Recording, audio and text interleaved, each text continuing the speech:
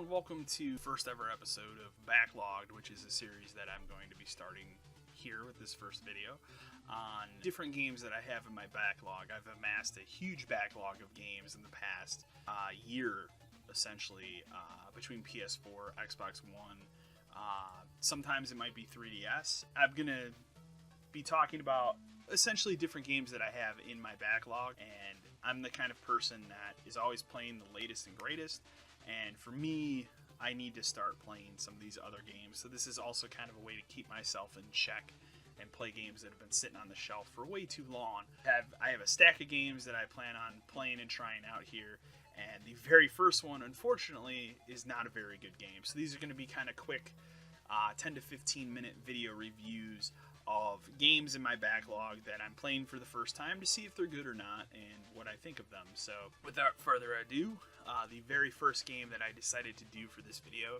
is a very much publicized bad game. And unfortunately, it has the label of being the very first big Kickstarter game that failed essentially to draw in a big audience, even though it was one of the most successful Kickstarters, and that is Mighty Number 9. In Mighty Number 9, you play as a robot named Beck. Essentially, it is essentially a spiritual successor to Mega Man, created by Keiji Inafune, the creator of Mega Man and Dead Rising and Onimusha, and a lot of franchises that I hold beloved to me. But unfortunately, Mighty Number 9 should have been the next step in this, and it's not. It turned out extremely bad. It's between the shoddiness of the visuals and just the platforming feels off in a way. There's also kind of a choppiness and frame rate issues, which honestly, like, I can understand frame rate issues with big 3D open world games and stuff. You should never have a frame rate issue with a 2 to 2.5D platformer. And this was a problem I also saw recently with Shantae Half Genie Hero. Thankfully, I think they patched it. But here in Mighty Number 9, this game's a year old now, essentially, and they've never patched it because, frankly, I don't think they give a shit. So, and honestly, you shouldn't give a shit about this game either. I did not buy Mighty Number 9 ahead of time. I did not back it on Kickstarter. I was always under the assumption of everybody's going to kickstart this and back this, and somebody will put it out. A company will pick it up and publish it. In this case, Deep Silver did. And I didn't have to pay for the Kickstarter. I just waited until it came out, and then I was going to buy it ahead of time. I actually did at one point have it reserved, and then I saw all the negative press on the game and decided, no, I shouldn't buy this. So I waited till it was on sale, and maybe a month ago or so, it was on a PSN flash sale for $8. And I thought $8 isn't a bad deal to see if a game's good or bad.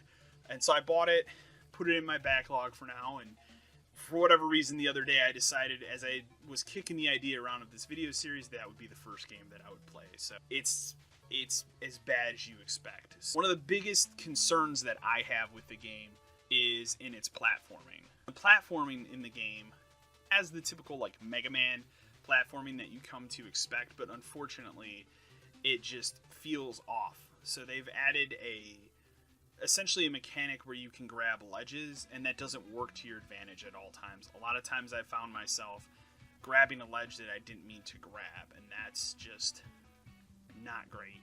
There's too many one-hit kill death animations, which, yes, that was a thing that was in Mega Man, I understand, but here it feels more frequent, and that's bad. That's bad for everyone.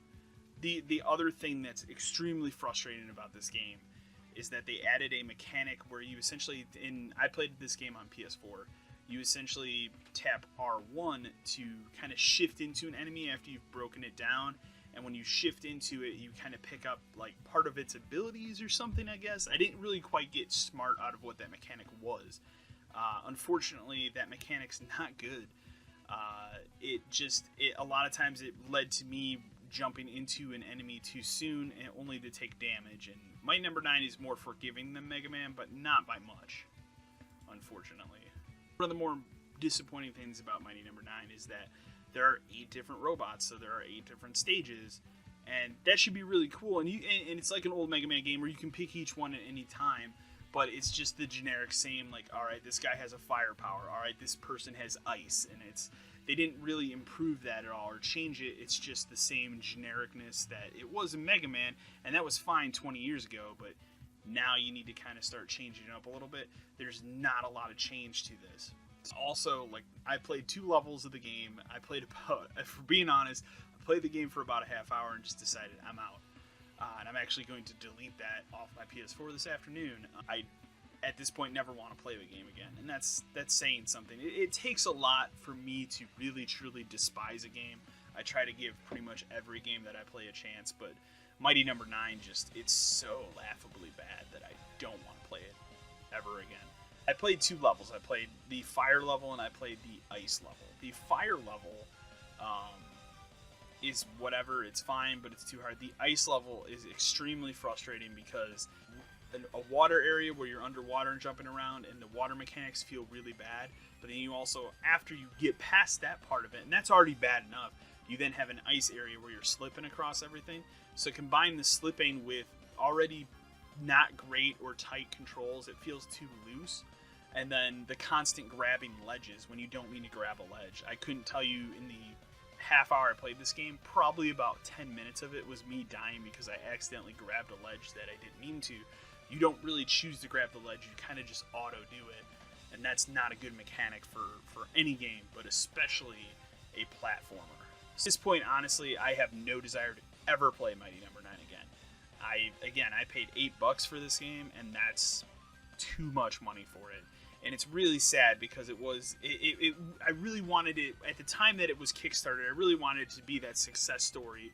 You know, Inafune was kind of the first person to leave a major company and create something that everybody loved, but do it differently, because obviously Capcom owns the rights to Mega Man, so he can't just go out and be like, alright, I'm going to make a new Mega Man game. Well, you can't do that, you don't own the rights to it. So it felt to me like this was the first guy to leave and be like, alright, cool, I'm doing it. I'm making my own game. You know, screw Capcom. I'm going to make my own game. This is my own thing.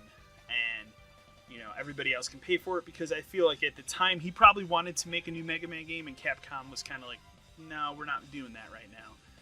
Capcom in recent years has been a weird company because, while yes, they've done some cool things lately with Resident Evil 7, Dead Rising 4 was pretty solid, and other things, they just keep also putting out remasters of games. Like, how many times have I played and bought a remaster of Resident Evil 4, and I will continue to do so.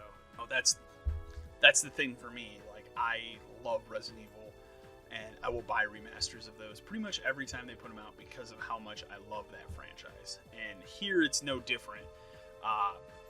Recently they also put out a physical version of Ultimate Marvel vs. Capcom. Is it 3? Yeah, because the new one's called Fates, I think. They put out a physical copy of that, and they put that on PS4, and I believe Xbox One as well. That's not, and that's the thing, like, that's kind of been Capcom's strategy lately. They weren't making new games.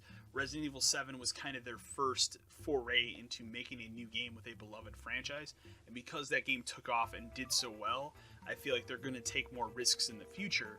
So maybe if Inafune would have stayed with Capcom, maybe a new Mega Man game would have happened. You know, that wasn't Mega Man 9 or Mega Man 10, but I feel like he wanted to do more with it, and Capcom was like, no, we don't want to do that right now. And that's why he left and made Mighty No. 9. Mighty No. 9, not a great game. I highly do not recommend you get this game or pick it up.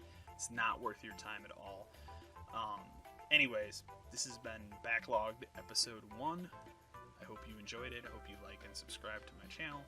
And I will be back with another Backlog game very soon. Thanks for watching.